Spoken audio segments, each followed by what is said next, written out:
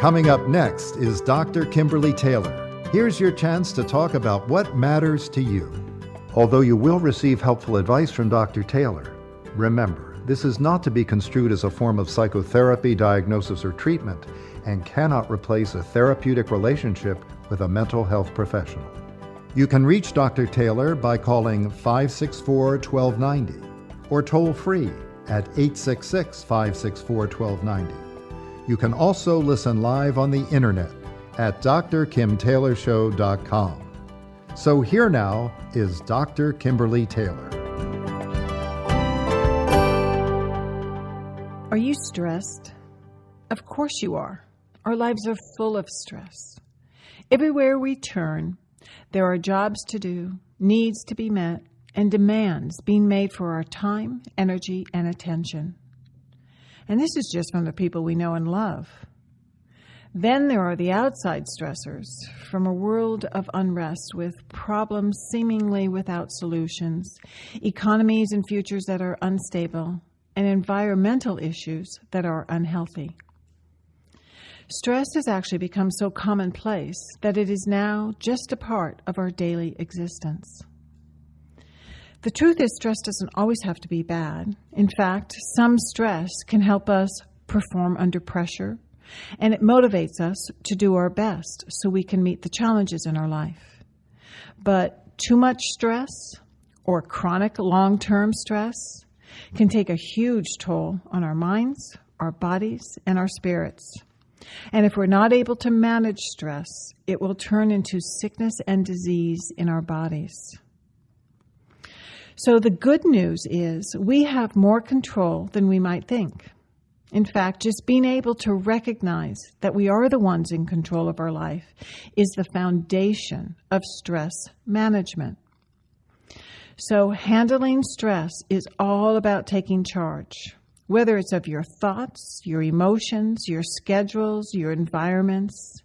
It's all about how we cope and resolve the problems in our lives. So with that in mind, today we're going to be talking about how to recognize, manage, and cope with the stress in your life. I know we've all heard this message before, that we need to manage our stress and we need to learn how to relax and take a break. So it's not new, but it's never been more important to take care of ourselves in this new world with these busy lives that we have and the constant stream of stimulation that we have coming at us on a daily basis. So I'd like you to join me today with my guest, Dave Frisili. He is a holistic health and fitness practitioner. And we are really going to zero in on how to take care of ourselves in this busy world in order to be happier and healthier. And if you're feeling stressed out, and if we can help you, here's your chance to be a part of this program. Just give me a call at 564-1290 or toll free at 866-564-1290.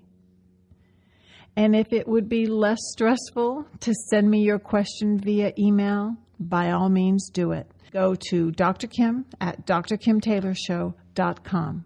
But we're here to help. So either way, stay tuned and I'll be right back after the break with my guest.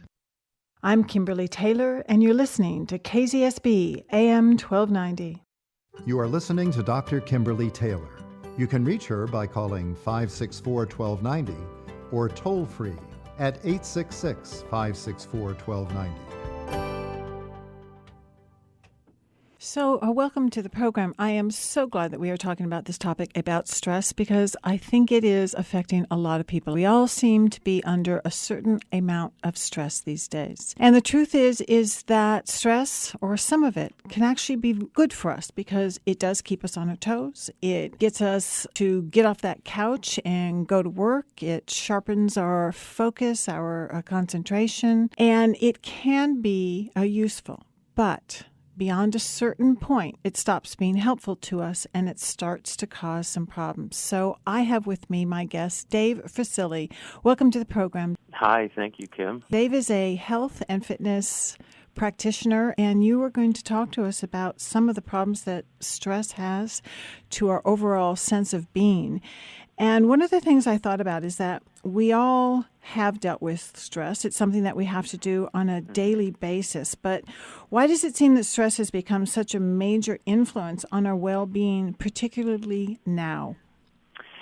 Well, again, the thing to remember is that, and you had mentioned in the opening, we are now in the industrial age and have been for quite some time. And before that, we just didn't have the amounts of stress that we deal with. So it's not just the average amount, it's all this overabundance, which you were just talking about how our bodies go about processing that, how we hopefully can process that emotionally and in our consciousness. And so there's a big buildup of overabundance of stress on all different levels. Some of it is emotional. We'll talk a lot about that today. And then there's also physical kinds of stress that we take in through our body that we also have to process. So there's a lot of it going on. So you aren't saying that we have to go back to the Stone Age. We do need to find a way to live within this lifestyle, but not to let ourselves be too exposed to too much stress on a chronic level. Yeah, that's exactly it. And you're right. Yeah, who wants to go back to the Stone Age? I certainly don't. But having said that, we need to really become aware of all the different types of stressors that are affecting us in our life. And again, some of them we have control over, probably a majority of them actually, but some of them we don't. And so we have to learn how to manage the ones that we have control over, and then the ones we don't have control over, we need to make decisions on how we go about working through that. So what would you say is the most important thing for us to think about as we first go into this? Do we all have to really think about the stress levels that we have in our own lives and to start to make some kind of assessment about that? Yeah, it's a great point. And again, so we'll step back one quick little step and say that the first thing we want to recognize, as challenging as it can be for some people, is that we have control over our thoughts, how we think about things, and we also have control over the emotions that go along with those thoughts, because they're part and parcel to the same way of how we relate to whatever's happening in our lives. So on a very basic level, when we're dealing with, and we're mainly talking about emotional stress to some degree, is that type of stress that's really eating us up emotionally, we need to start taking steps to say, is what we're thinking about, how we're relating to that situation, is that really serving us? Is it really true, first of all, what we feel about that? Because it could not be that it's actually true. We may feel it is based on our belief system, but the next person would tell you that, well, that's not really true. That's just how you're feeling about it. So we have to start understanding how our minds work, how we're processing this information, and how we're developing a belief system that is then causing us to have these emotions, which then cause stress in our lives. Okay, so let's first start out by some of the signs and symptoms so that someone knows that they are on that chronic stress overload. Because once more, we can all handle a certain amount, but it's what we're talking about here is when it spills over in that bucket. Yeah. So some of the ways for sure is with our thinking that we can start to have poor judgment, that is really hard to focus. We can have anxious racing thoughts. We can constantly worry. Memory issues come up. Then we also have emotional aspects of this, too, where people can start to become moody and angry, agitated, depressed.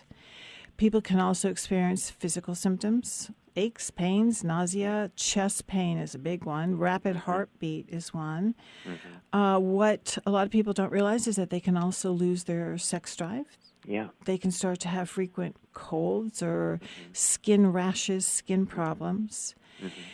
And then one of the telltale signs I think that people need to be aware of is that what are you doing behaviorally to try and cope with this? This is the time that a lot of people get into eating too much or too little. They're sleeping poorly. They start to avoid things. They start to isolate. And they start to use drugs and alcohol. Yeah, those behavioral ones are, as you had mentioned, those are all coping mechanisms that we're trying to make ourselves feel better or not have to deal with what is obvious in front of us. So all those are critical, and you were talking about those physical aspects, the aches and the pains. Well, how do we relate to, and you can help help us understand this, is that how does the body take a emotional, mental thought of something that we're having doubts over, fears over, anxiety over, and how does that become something physical in our body that we're actually having? You would mention skin conditions, or loss of sex drive, or we're starting to develop colds and nausea and that kind of thing. How does an emotion go from that? That's the challenge.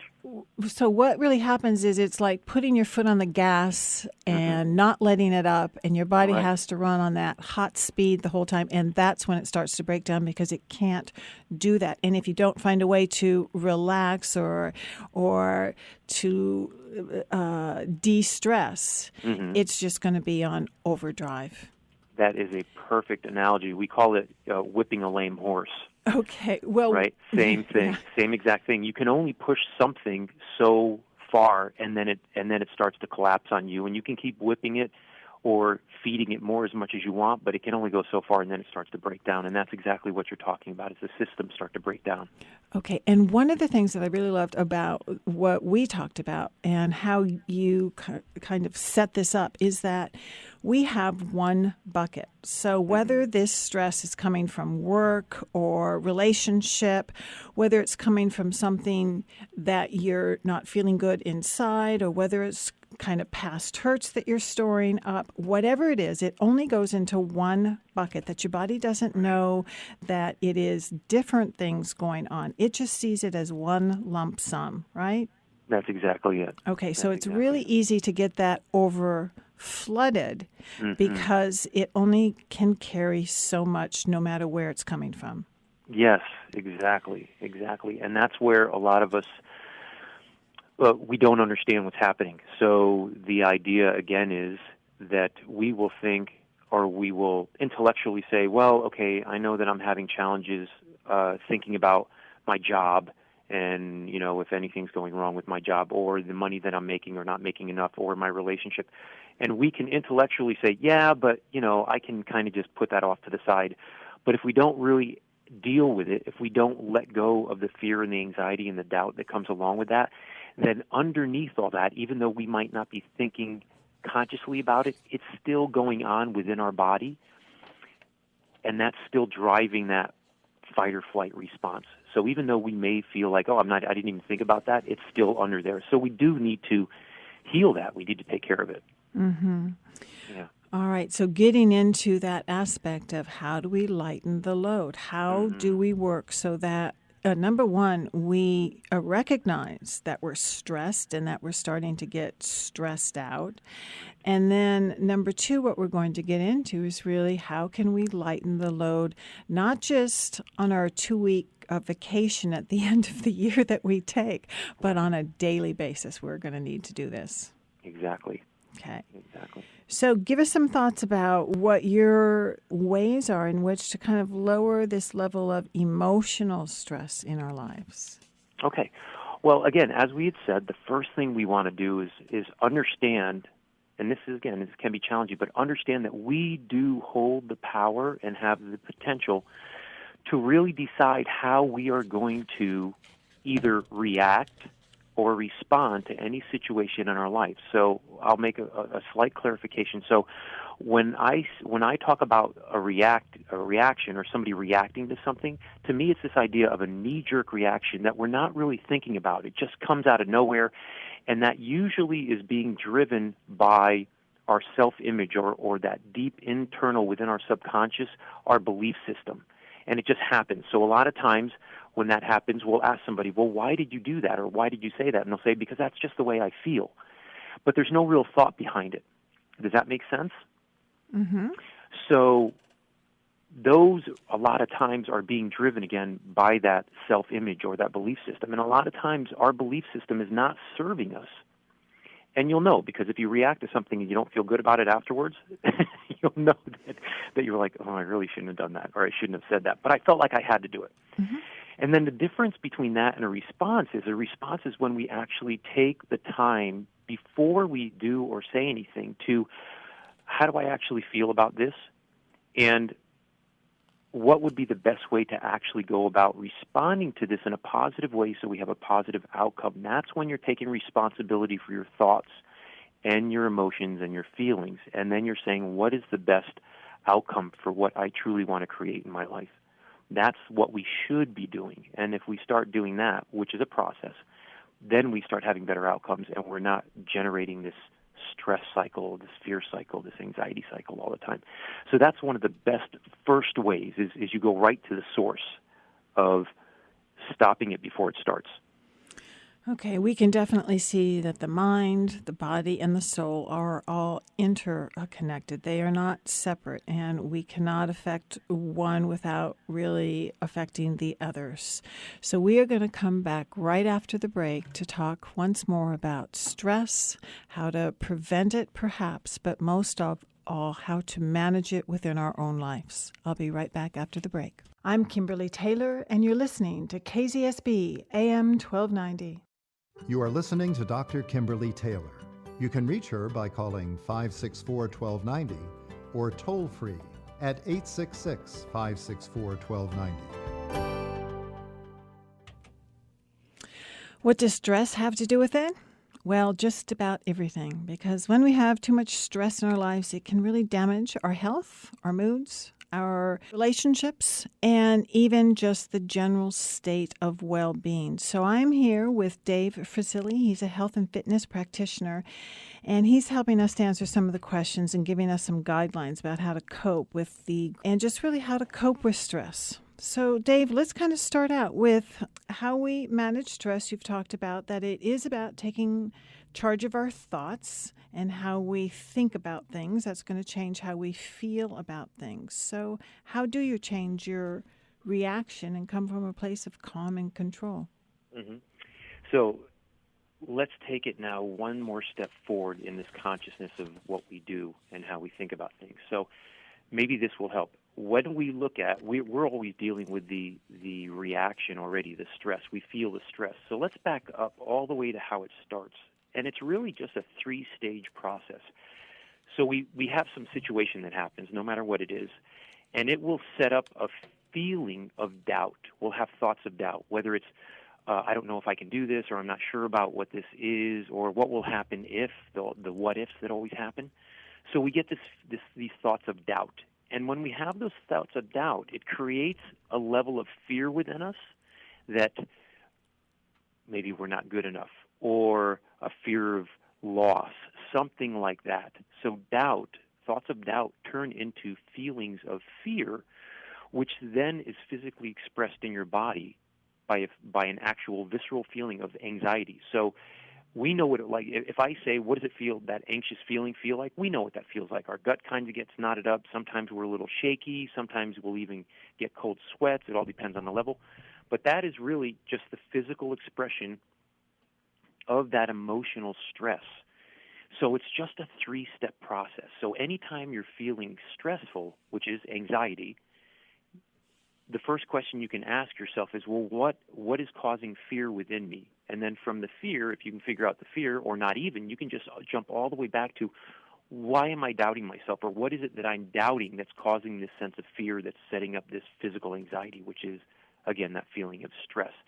So just understanding that helps us get back to the root of the issue. Instead of saying, I'm stressful, I need to do something to get the stress out of my body and out of my mind. So that's the first thing. So again, anytime there's that situation, it's going to set that up. Okay. Now, and no, wait, because part of this is actually a very healthy process, because sometimes if we do doubt ourselves or that we are fearful, it means that we're supposed to take some kind of action, or we're supposed to change something. So I do want to stress that we do need to see this as a very important part of our human existence, is to be able to feel this feeling and to not just shove them all away and think that they're bad. They do help us also. We just need to be able to be better at filtering it and saying, is this something that I need to react to, or is there danger ahead, and do I need to make some change here? Yes, brilliant. Okay. Thank you for clarifying that. So, yes, it is important, and I agree. So we do want to acknowledge what it is, because that helps us then heal what's going on within us. Mm-hmm. So, yeah, thank you so much for that. then one of the other things you want to think about is, as best as possible, you want to try and limit your exposure to the other outer environmental stressors that we all deal with. And we'll start to slowly move into that. Part of that is avoiding unnecessary stress. So, again, you just become aware of, I shouldn't say just, but you want to become aware of what's causing your stress, just like we talked about with that fear, doubt, and anxiety. And then learn to become what my mentor Paul Chek says as a stress reduction expert. So really all that is just really becoming aware of how you're feeling about things, how you're thinking about things, and then looking at other aspects of your life, the physical aspects of your life, which we can talk about, that actually do bring other stressors into your body. Mm-hmm. Okay? So adapting when you can't change to the stressors is important also. So if you're in a situation where you can't change the stressor, whatever that may be, it still goes back to being able to change how you're either reacting or hopefully responding to that. So we always do have that choice to make a better choice or to be able to respond to that instead of just react to it and let it build up within us. So it's a matter of going back and healing what's going on instead of fighting through it. And then accepting the things that you can't change. That can be really challenging a lot of times, especially I can tell you, maybe this is just a guy thing, but maybe not. For me, maybe not. For me, it's one of those where I say I do not believe in having to accept things the way they are. I believe that I can create what I do want in life, so I move forward with that. But having said that, if there's something that needs to be accepted, I would like folks to think about this. That it doesn't mean that just by accepting what's going on, it doesn't mean that you're surrendering to it in the sense that you're giving up and you're giving in, you're throwing in the towel, especially when it comes to your health and your happiness. So acceptance is just like forgiveness, which means forgiveness and acceptance should be a letting go of the negative feelings that you're having towards whatever that situation is. So again, if you have no negative reactions or emotions towards whatever the situation is, then you don't have stress over it because it's the emotion that's causing the stressful situation. When we're talking about, again, a mental, emotional situation. If it's a physical situation, that also has emotion that goes along with it, but there's another key to that. There are some things that we have to accept because we don't control them. So I think that part of that, what needs to be in here too, is that we need to be able to get better at knowing what do we control and what do we not control. Because my whole thing is that we do not control others. We can't change others. And sometimes we need to accept that and just look at the part that we can control. And when you can change that and work on that, then your stress level actually goes down. Right. And so let me ask you this then. What are the things, as you just mentioned, when we say we can't control others, which we absolutely can't, and it's not our job to. We're not here to do that. We're just here to live our life and create happiness for ourselves and then share that with others. This is my view. So if we're not able to control others, what are we able to control in that situation? Our reaction. Right, exactly. And I know you know all this stuff. I'm doing this more for me. But there's an A, right? Right. Okay. Just like to make sure I'm understanding. Right. So, and that's exactly it. So it always, as challenging as it is, it always comes down to us, doesn't it? Mm-hmm. Right. And that's the great thing, is that it always comes down to us. It's purely up to us how we create, how we feel about everything and anything in our lives, even though other people might purposely be doing things to, let's say, get to us. Right, and then we have to take ourselves out of that situation. But the point being is that it is still always up to us and our responsibility, as you wonderfully said in the beginning of the segment. So that's a critical aspect that and my thought is taking responsibility for our thoughts, our feelings, our actions. A lot of times people, when they hear that, they feel like, oh my gosh, it's another burden, it's one more thing I have to do, I have to be responsible. But actually, when you take responsibility for your thoughts, your feelings, your actions, your life, it is actually a very freeing experience, because then you start to realize that you have the ability and the potential to live the life that you truly want to live, and it is up to you, and no one else has, in a sense, control over that. One of the things that I think about when you're saying this is that And this actually helps me because I have to know that there are always going to be a certain amount of things that are going to be in my stress bucket or on that plate. And what comes back to me is the book I read, Shogun, where the Taipan was talking about how does he manage so much all at the same time. And he was saying that he just needs to know that he has a certain amount of things on his plate. And his job is to work to get one thing off of the plate, but then something else is going to come back and replace that. But his goal was to work so that if he had 100 items, that he could just accept that he had that, and that's what he was working with. But he worked really hard never to get that 101 item placed back on that plate. So we all have some stress. We will always have some stress. Yeah. We have very busy lives. There are lots of people in our lives or different schedules, different needs. And so we do have to be able to cope with some. But each person needs to be able to find what their level is and how many things that they can manage on their own plate. Yeah, and again, as you said in the beginning of this segment, stress is a good thing in a sense in our life. Really what we want to, I like to make the difference between stress and resistance.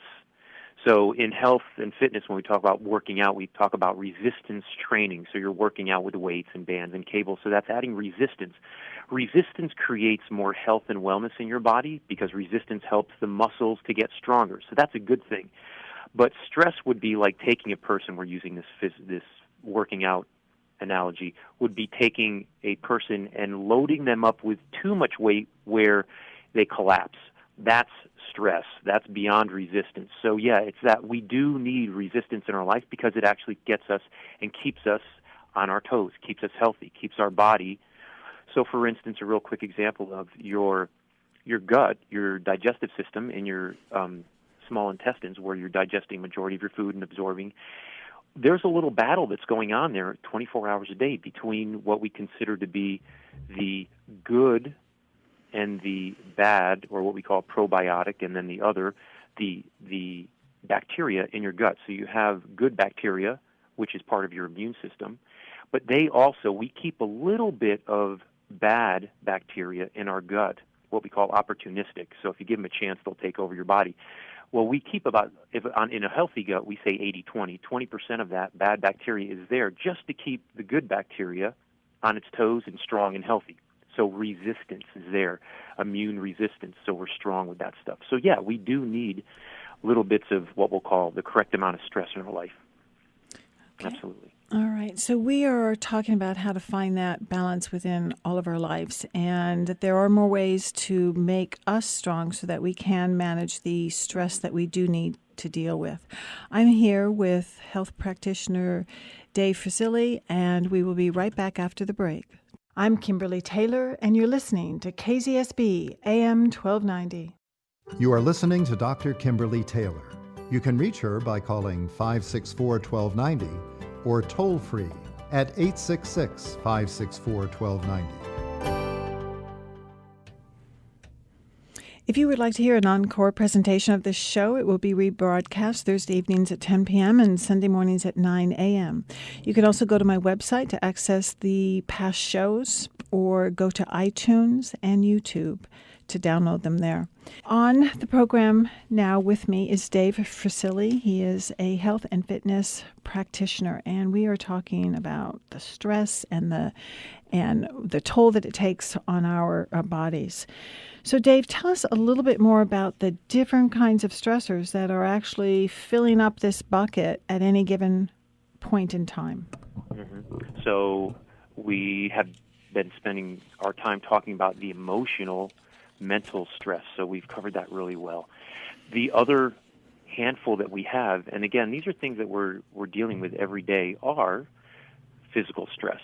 So physical stress comes down to what condition is your body in. So if you're someone who spends a lot of time working out or overtraining, which we talked about on the last segment, that's going to cause too much stress in your body, and your body will begin to break down on a physical level, joint pain, muscle tears, all sorts of other issues that can happen from that. But on the opposite side of that coin, you may be someone who hasn't or is not working out, right? And your body is breaking down from not having enough resistance. So this is where a good form of resistance or stress comes in, where you actually should be working out. So a lot of times folks will go to the doctor, and the doctor will say, well, actually, the pain that you're having is because you're not working out. You need to strengthen the muscles to stabilize your knees, et cetera, et cetera. So on either side of the coin, there can be stress on that physical level. Now, certainly, other types of physical stress could be you had some type of an accident where you broke a bone or tore some muscle or something like that. That's another type of physical stress that your body is going to have to overcome. And it will, because your body can heal itself. So you have those type of stressors that can be coming into the body at the same time. Chemical stress. Now, chemical stress, believe it or not, is so all around us in our lives. If you buy a new car, I can't remember the number, but there are thousands of different types of chemical stressors that you're breathing in. That new car smell, plus all the plastics, plus all the engine smells once you turn your engine on. You're taking, hopefully, keeping your windows open, but all that is present. So you're taking in all those chemicals. Carpets, all the type of furniture, all the furniture polishes. Think about all the cosmetics, skin care lines, all those type of things that can have detrimental chemicals in them. Well, Not saying all of them do. Yes, and just last week, as I was buying a brand new lipstick, I was thinking, okay, what's in this? What is in this that is going to kill me because I really like this color?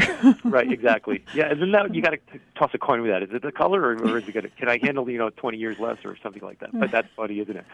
And we all make those little compromises in our lives. So do I.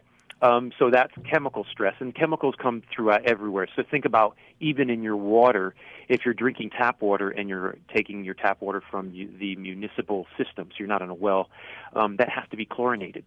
So chlorine, as good as it is to kill bacteria, if it's present in your water, which it is if you take it out of the tap, that is a chemical coming into your body which actually kills bacteria in your body, not just good bacteria, but that bad bacteria also. So we want to make sure that we're not dealing with that. And some are actually treated with fluoride. I know people have this iffy thing on fluoride, it's good for your teeth, but actually it's a very detrimental chemical.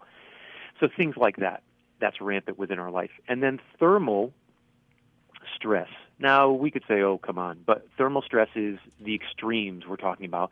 So if you spend too much time out in the sun and you get a sunburn, that's thermal stress. Now, we could say, well, that clears up, but actually, over long periods of time, that can cause serious, serious issues, and you don't want to keep doing that to yourself. And on the opposite end, if you're in cold weather climates a lot, that can also cause major issues. So you have to remember, our bodies have a very narrow window of what they consider to be that are healthy for us. So our blood pressure has a very narrow window. Our blood sugar has a very narrow window of what's healthy or not healthy on either side. And the same thing with thermal stress. So you can get heat stroke if it's too hot. You can also get very dehydrated if you're out in the sun too much, or if you're just in a very hot environment. You wouldn't spend a lot of time in a sauna, right? That has to be regulated. But you also, when we're talking about cold, if your body temperature drops too low, that's hypothermia, and you can die from that.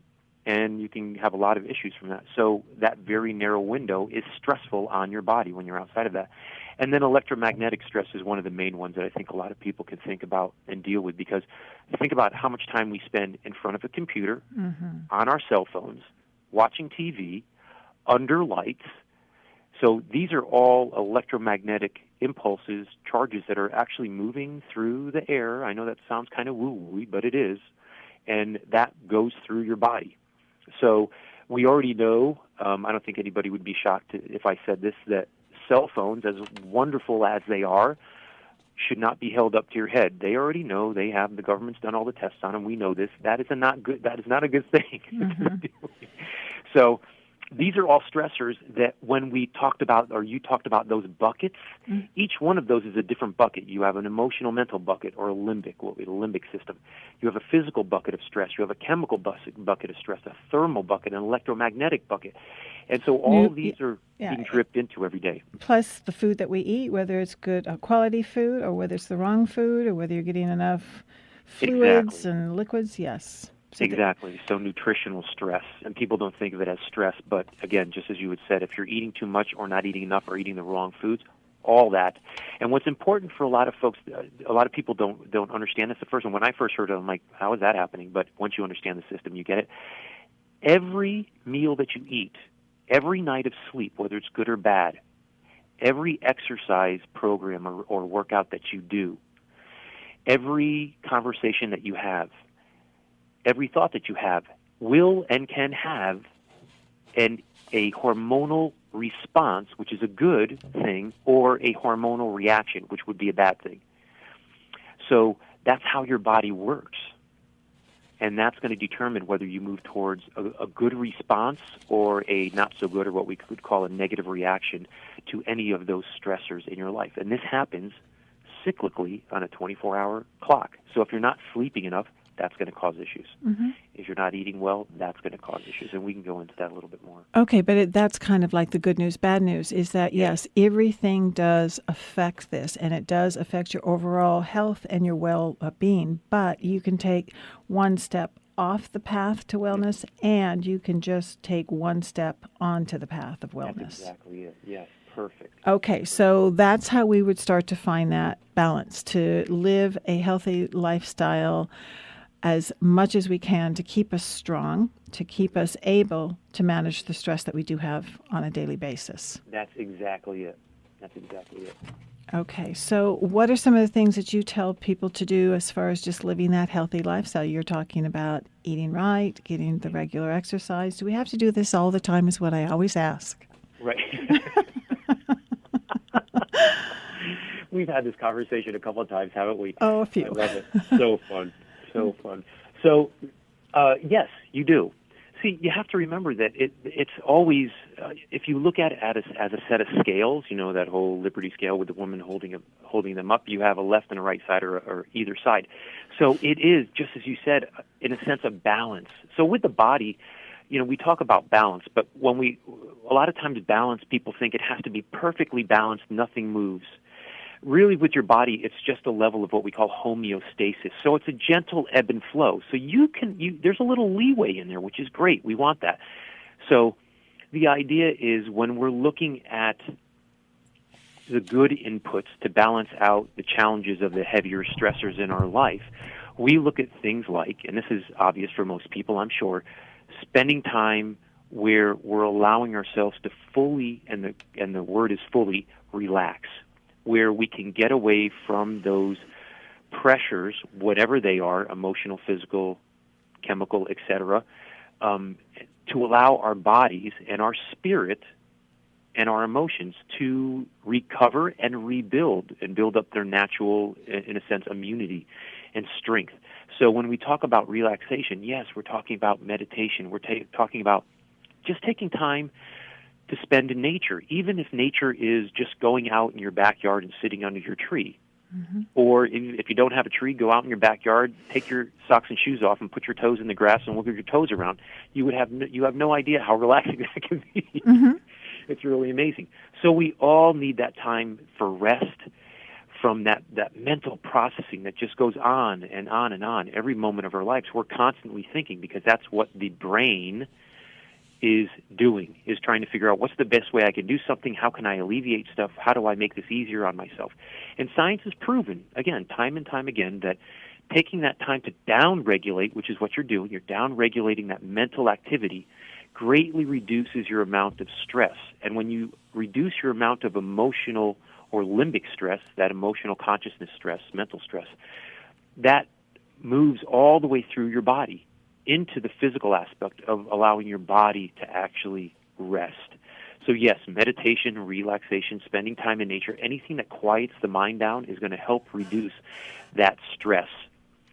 Exercise is a great thing to do. Mm-hmm. We already kind of talked about that. It's a good stress reliever because you get out and you get to actually use your body, so your body can physically actually start to break up and unbind these blocked points of energy that we might be holding in our body, and that does happen. We hold body in our energy. We should be flowing all the time, but we can build up energy in our body where it's being blocked. And by moving our body, that's one way. Think of things like Tai Chi, Qigong, yoga, Pilates, working out, walking, and actual working out, even if it's something as strenuous as, let's say, CrossFit or doing sprinting. All this is a way, as long as it's done safely and correctly, of reducing stress. Okay, and one thing that I would say about that nice long list that you just gave us is that causes me stress to think that I have to do all of those things for me to de-stress. So I think it's really important that part of the way that we end this is that you don't have to do it in all of these big lumps, that just on a daily basis, just a little time here, a little time there, that you are taking some part of each day or a few times throughout your day where you can just breathe, you can calm down. Yes, of course, we have to do all those things on your list, but we can just do them in the small chunks, and the small chunks do add up. And that's why you're in my life, to help me to get my message more clearly out to everybody. So thank you, everybody, for letting Dr. Kim clarify what I'm looking at. She fills in the gaps in between because I get a little excited about that. Yes, I never expect anybody. I couldn't even do all this at once. So yes, that's exactly correct. All right. Well, this has been a great joy to have you here. I want to thank you very much for being with us. And if anyone out there would like to reach you, they can reach you by going to holistichealth-fitness.com. Whether they want to work with you or they want to know more about your lifestyle, I do encourage them to go and do that. And I will have this on my website also. So, Dave, thank you very much for being with us once more. Oh, thank you, Dr. Kim. Thank you so much. All right. Take care, and we'll be right back. I'm Kimberly Taylor, and you're listening to KZSB AM 1290.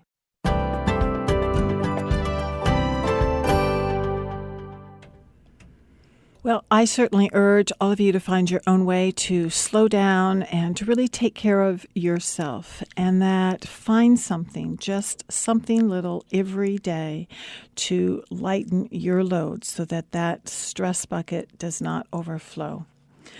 I want to thank you for tuning in, and if you'd like to hear this program again, you can go to my website at Dr. Kim Taylor Show or go to iTunes and download the podcast there.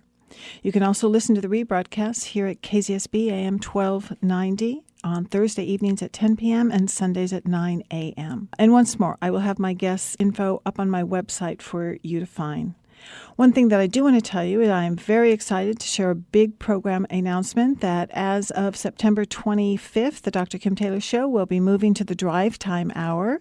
So get ready to share whatever is on your mind in my new prime time. Join me Thursday afternoons at 5, starting September 25th. Now, don't forget, nobody else has to change in order for you to get better.